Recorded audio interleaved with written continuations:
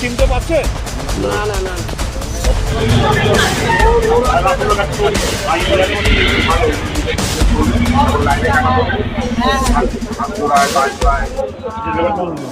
এটা সাপুইপাড়া বসুঘাটি গ্রাম পঞ্চায়েতের অন্তর্ভুক্ত একেবারে শেষ বর্ডার লাইন, পাশেই হচ্ছে নিশ্চিন্দা অঞ্চলের মধ্যে পড়ে। যেটা দেখা গেল এখানে যারা উপস্থিত আছে তারা বডিটাকে শনাক্তকরণ করতে পারলো না, অচেনাই মনে হচ্ছে এখনো পর্যন্ত যা বোঝা গেল। একেবারে কাছাকাছি দেখি এই যে জঙ্গলটা আছে, জলা জমি, সেখানে পড়ে আছে। বয়স প্রায় ওই 35 বছর বা 40-এর বিলো হতে পারে। সেটা দেখে যা মনে হচ্ছে গায়ে কোনো রকম দাগ আঘাতের কোনো চিহ্ন নেই, বা হতে পারে নেশাগ্রস্ত কারণেও হতে পারে।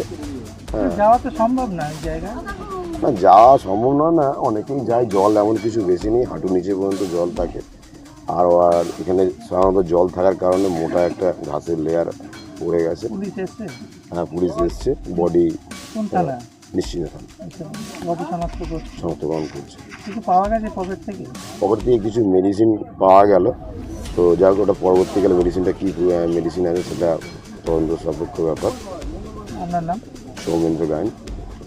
দেখলাম যে পুলিশ এসে বডিটা তুলছেন, আমাদের অঞ্চল সভাপতি আছেন, উনি দাঁড়িয়েছিলেন। পুলিশ এসে তুললেন বডিটাকে কেউ এখনো শনাক্ত করতে পারেননি, মানে এলাকারই লোক নয় মনে হচ্ছে। জলা জমিতে জঙ্গলে এরকম পাওয়া বডিটা কি নেশা করে হয়তো ওখানে এসেছিল, হয়তো কোনো কারণে পড়ে গেছে, উঠতে পারেনি, এরকম ধরনের কেস হবে। কারণ ওনার গায়ে কোনো দাগ পাওয়া যায়নি। আর কিছু পাওয়া গেছে না, ওনার পকেটে ওই যে অঞ্চল সভাপতি বললেন যে কিছু মেডিসিন পাওয়া গেছে। এখানকার এইভাবে জঙ্গলের মধ্যে কতটা আশা বা সাধারণ মানুষ তো যেতে পারবে না। নেশা করে আপাতত এসেছেন, কি করে কিভাবে কি বলবো ওটা। না এরকম ঘটনা সামনে তো বিধানসভা ভোট, আপনার পার্টি এমন ঘটনা করলো, তবে এই এলাকায় কতটা আতঙ্ক লাগছে আপনাদের?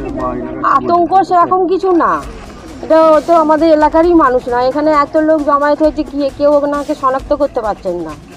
কিন্তু আমাদের এলাকায় কোনো চাঞ্চল্য সরাবার কোনো প্রয়োজনই নেই, কিছু নেই। পুলিশ আসবেন, নিশ্চিন্দা থানা পুলিশ এসছে। আপনার নাম? আমার নাম মঞ্জু ঘরা।